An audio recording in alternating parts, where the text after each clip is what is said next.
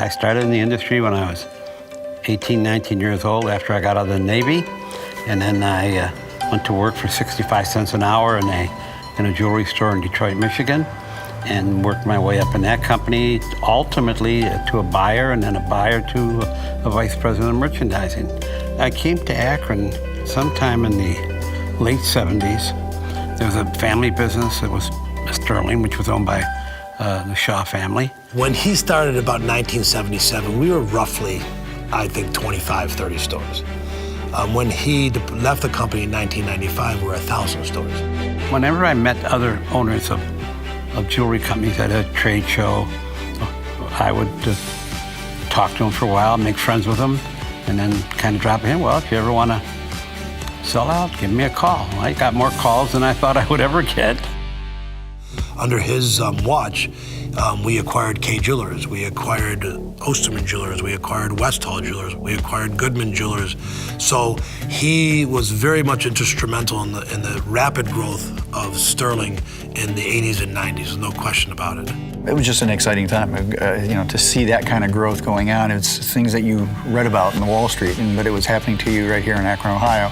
He did a fantastic job building the business, bringing in new concepts over the years, including Jared's, and he was always generous of spirit with everyone he ever met. He was a visionary when it came to people.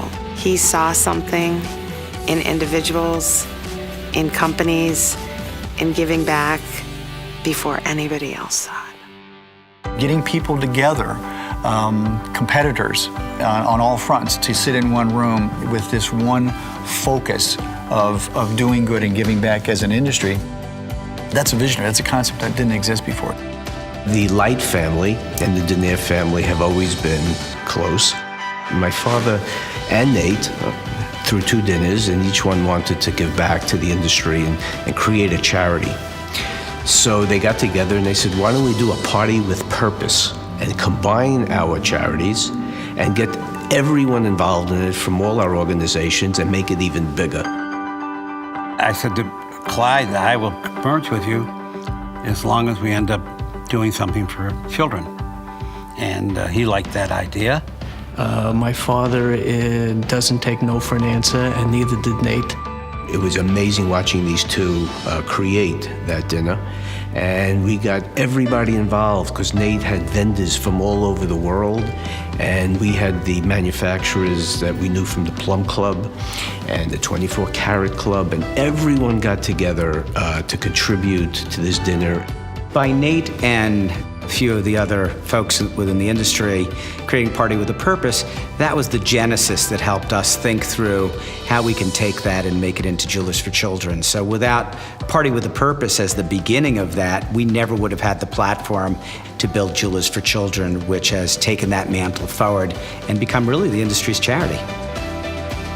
Nate's greatest achievement was being a leader in the industry and getting the whole industry together to do good.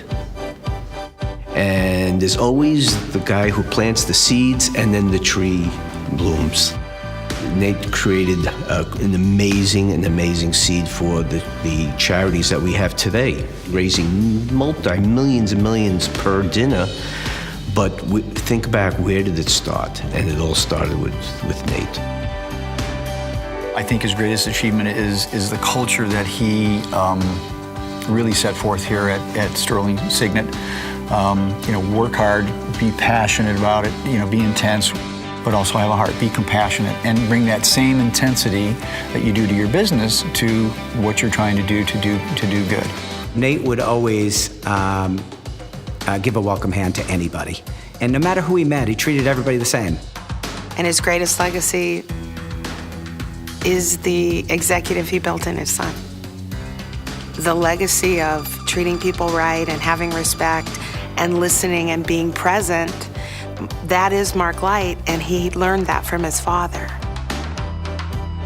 I firmly believe that by Signet giving back to charity, whether it be our partnership with St. Jude or American Cancer Society or Akron Children's Hospital, makes Signet a better place to work.